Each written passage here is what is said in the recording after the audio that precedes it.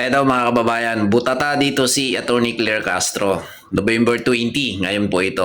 Nagpatawag ng presko ng Malacanang. Ngayon, merong isang reporter na nagtanong sa kanya about dito kay Lucas Bersamin. Yung pagkatanggal ni Lucas Bersamin sa kanyang pwesto bilang executive department ng Office of the President. Mga kababayan, ito yung sagot ni Attorney Claire. Pakinggan natin.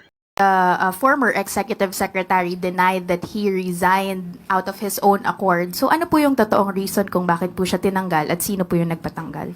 Muli, binanggit na po natin ang ating sagot at sila'y nagkausap na po at sinabi nga po natin, pabayaan na po natin at sila naman po ay nagkausap na. I'm sorry, hindi namin pwede pabayaan because the taxpayers who are funding the government and are actually paying the salaries of this administration is actually asking for the truth from the palace. Bakit po natanggal yung executive secretary at sino po yung nagpatanggal sa kanya?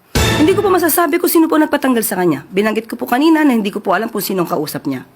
Kung yun pa ang nababasa ng palasyo, dahil sinabit niya naman po ang sarili niya sa President's prerogative, yan lang po ang ating masasabi. At tinanggap po ang sinasabing resignation. Okay, ma'am, just a follow-up question if you could not give us the exact reason for Bersamin's removal.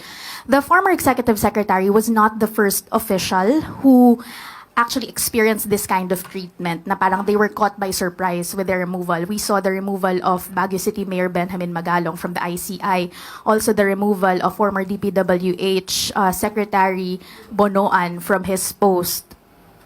How does the palace actually explain the seeming trend of unceremonious removal of high-ranking officials in the Philippine seat of power? Tanong po natin, tinanggal po ba si Mayor Magalong? Sino po bang nag-resign?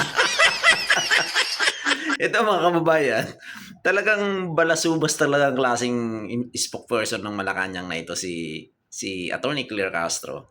Akalain mo, yung mga sagot niya napakalayo dun sa katotohanan.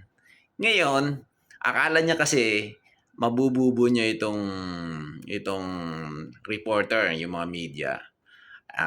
Anong sabi sa kanya ng media ay kami ay taxpayer, di ba? Taxpayer kami bilang isang mamamayang Pilipino. So, karapatan namin malaman kung ano yung totoo. So, well, tama talaga yung sinasabi ng isang reporter ng media. Pero yung sagot ni Manang Claire ay napakalayo sa katotohanan. Buta ka rito.